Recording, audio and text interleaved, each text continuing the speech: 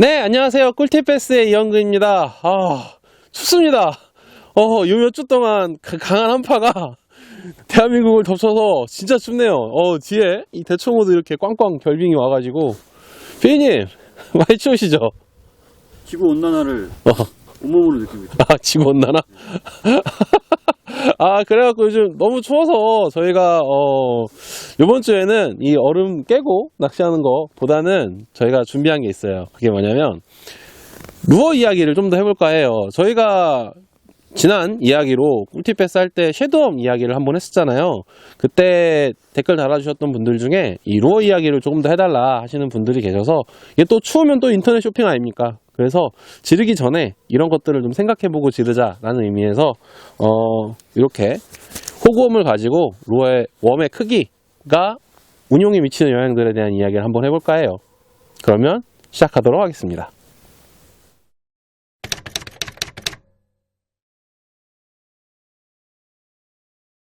그러면 시작해보도록 하겠습니다.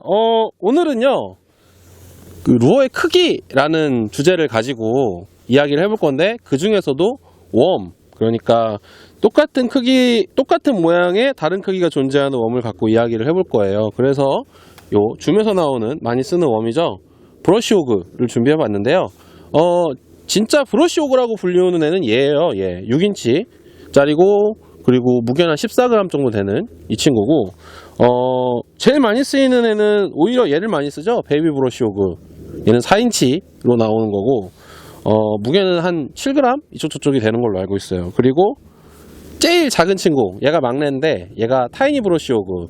얘 같은 경우는 뭐 한 3인치라고 보고, 그리고 무게는 3g 내외예요. 그래서 이 세 가지는 똑같이 생겼지만 모양은 모두 같지만 똑같은 호구엄 종류에 들어오면서도 크기 때문에 사용하는 방법이 조금씩 차이가 있거든요. 그래서 오늘은 뭐 작으면 잘 문다, 크면은 뭐 씨알 선별력이 있다, 이런 이야기보다 이 크기에 따라서 운용하는 게 어떻게 달라지는지에 대한 이야기를 한번 해볼까 합니다. 얘는요, 우선 막내부터 한번 짚고 넘어가면 얘는 타이니 브러쉬 호구고요. 얘 같은 경우에는 그냥 이렇게 일반적으로 우리가 하는 프리리그로도 사용을 하지만 기본적으로는 이렇게 지그헤드 리그를 이용한 낚시를 하는 게 보통이에요. 저 같은 경우에도 이렇게 한 8분의 1 내지는 16분의 1온수 지그헤드를 달아서 스피닝으로 이렇게 탁탁 던져갖고 잡는 낚시를 되게 선호하는데요. 얘는 이제 호구엄이다 보니까 호구엄의 특징이라는 게 존재를 하잖아요. 그게 뭐냐면은 이제 이 펄럭펄럭거리는 다리와 그리고 이 더듬이 친구들이 있어가지고 다른 식으로도 운용을 할 수가 있어요. 그게 뭐냐면 스플릿샷. 그래서 이렇게 길게 여기다 웜훅을 끼고요. 그 다음에 길게 라인을 유지를 하고 여기다가 웨이트 봉돌을 조개봉돌로 주로 쓰죠. 이렇게 딱 물려가지고 쓰는 건데 크기가 작잖아요. 그러니까 가볍거든요. 그래서 흐르는 물, 흐름이 좀 있는 물에다가 스플릿샷으로 해서 캐스팅을 하면 얘가 자체의 흐름을 타고서 수초 밑으로 기어 들어간다든지 같은 어떤 그런 연출들을 해줄 수가 있어요. 그러니까 그런 면에서 되게 좋은 루어라는 거죠. 그래서 같은 호구엄이지만 얘는 일단 지그헤드 그리고 스플릿샷 같은 채비로 사용을 하는 게 옳다라는 거예요. 그리고 이제 아무래도 사이즈가 작으니까 그런 작은 각각류들이 있는 곳에서 아주 효율적으로 쓸 수 있죠. 특히 우리나라에서 정말 효율적인 것 같아요. 그 다음 두 번째 얘는 이제 베이비 브러쉬 호그인데요. 이 베이비 브러쉬 호그는 정말 많이 쓰는 루어 중에 하나죠. 저도 이제 프리리그를 처음 배울 때 이 웜으로 배웠는데 일단 프리리그로 제일 많이 쓰이는 것 같고요. 제가 봤을 때. 그리고 이제 두 번째로는 얘도 역시 지그헤드 리그로도 많이 쓰여요. 그리고 이제 이 4인치의 크기이다 보니까 좀 뭐라고 해야 되지? 어필력이 어느 정도 있어요. 그래서 이 조금 전에 썼던 3인치 타이니 브러쉬 호그보다 이 4인치 이 친구를 쓸 때에는 좀 광범위한 낚시, 이렇게 멀리 던져서 쭉쭉 당겨가지고 빨리빨리 탐색하는 낚시를 할 때 되게 좋고요. 얘 역시 이 펄럭펄럭거리는 날개와 이 펄럭펄럭거리는 이 집게왈 부분이 존재하기 때문에 어필력도 상당히 좋은 편이에요. 단점이 있다면 3인치 같은 경우에는 얘가 이제 크기가 작다 보니까 웨이트만 달려 있으면 비거리를 어느 정도 뽑는데 큰 문제가 없는데 4인치는 얘는 자기 자체의 무게가 상당히 나가는데도 불구하고 어떤 뭐라고 해야 되지? 이거 바람의 저항, 공기의 저항이 커서 조금 캐스팅에 조금 어려움을 겪는 루어이기도 하죠. 베스를 낚는 가장 쉬운 방법 꿀팁 베스는 엑사드, 전국구 모터스, 피싱 태그, 이명준의 해피베스, ATG와 함께합니다.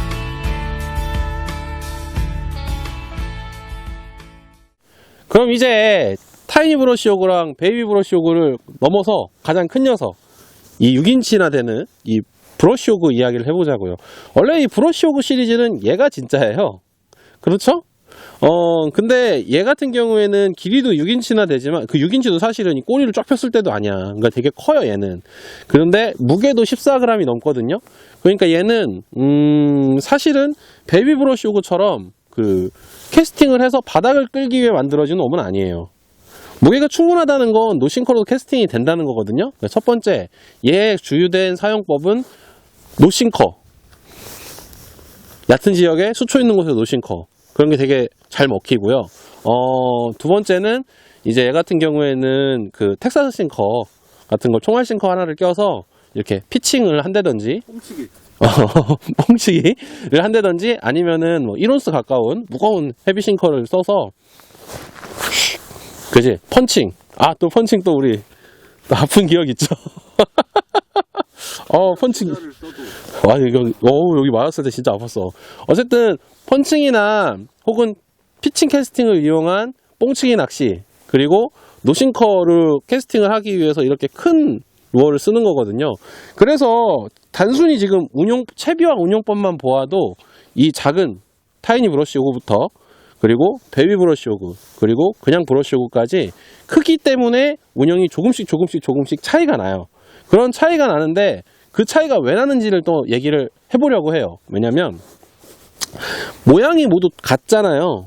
얘는 단지 작을 뿐이고 얘는 되게 큰데 얘는 섬세한 낚시에 많이 쓰고 얘는 아까도 얘기했던 뭐 1온짜리 펀칭 뭐 이런 얘기를 했단 말이에요. 차이가 왜 나냐면 똑같이 이렇게 더듬이 역할을 해주는 이 펄렁펄렁거리는 애들이 있고 집게발 역할을 해주는 이 우리가 그냥 흔히 다리라고 부르는 이 친구들도 있는데 얘도 똑같은 구조를 갖지만 얘는 가라앉을 때 얘네가 충분한 저항값을 갖고 있어서 물을 이렇게 잡는단 말이에요. 그래서 천천히 이렇게 가라앉는다고. 근데 그에 비해 얘는 가볍기는 하지만 얘가 물을 잡는 능력은 얘에 비해 약하죠. 그리고 얘는 노싱커로 캐스팅하기가 아주 까다로워요. 가볍고 공기 저항을 많이 받기 때문에. 그래서 얘 같은 경우에는 뭐 이렇게 아까도 얘기했지만 지그헤드 리그도 쓰고 스플릿샷 우스로도 쓰고 뭐라고 하지? 허리 꿰기를 이용을 해서 드랍샷용 웜으로도 쓰는데요. 얘네가 갖고 있는 게 어떤 어필력의 부족. 작은 웜이지만 어필력의 부족을 채우기 위해서 이 친구들, 이 더듬이와 이 다리, 집게발 부분이 존재하는 거라면 이 브러쉬 요구는 다르다는 거죠. 크기는 충분하기 때문에 어필력도 충분해요. 그런데 얘는 뭐라고 해야 되지? 물을 잡기 위해서. 그러니까 같은 구조로 생기고 똑같은 모양이지만 같은 모양의 같은 부위가 하는 역할이 조금씩 다르다는 거예요. 그건 뭘 의미하느냐? 우리가 이 웜을 살 때 얘는 소자, 얘는 중자, 얘는 대자. 그래서 작은 거, 큰 거, 중간 거 뭐 이런 식으로 사는데요. 그게 아니라는 거죠. 똑같은 모양이더라도 크기에 따라서 같은 부위가 하는 일이 다른 경우가 있거든요.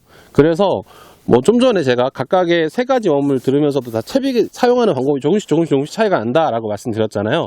그런 것처럼 똑같은 웜에 다 크기가 다르다면 내가 이걸 고를 때 그러면 이런 채비나 이런 운용을 이용을 하기 위해서 얘를 선택해야지라는 좀 더 현명한 생각, 그지? 좀 더 생각하는 낚시를 해보면 어떨까 하는 생각이 들어서 지금까지 이야기를 해봤습니다. 그렇죠, 피디님? 지금까지 어떻게 재밌게 보셨는지 모르겠습니다. 그러면 지금까지 재밌게 보셨으면 구독도 눌러주시고요. 좋아요도 눌러주시고 그리고 푸시 알람도 꼭 켜두세요. 그러면 이번 주 베스를 낚는 가장 쉬운 꿀팁 베스는 여기까지입니다. 다음 주에 만나요. 안녕.